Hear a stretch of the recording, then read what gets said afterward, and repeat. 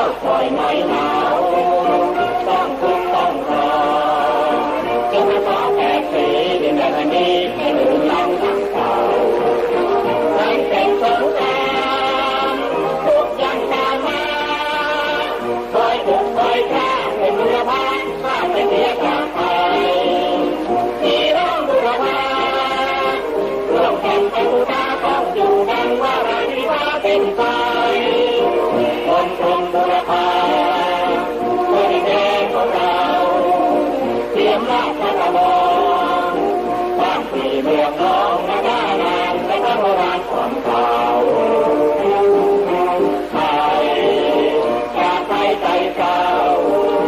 เชียร์เพื่อเพื่อเผ่าพระภาคกราบไหว้คอยให้เราเฝ้าคอยความดีใจน้อยเฝ้าคอยไว้เหงา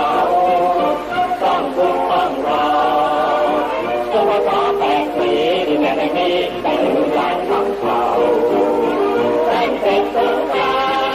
มทุกอย่างตามมาคอยบุกคอยจ้างไปบุรพาว่าไปเสียจากไปพี่น้องบุรพาร่วมกัน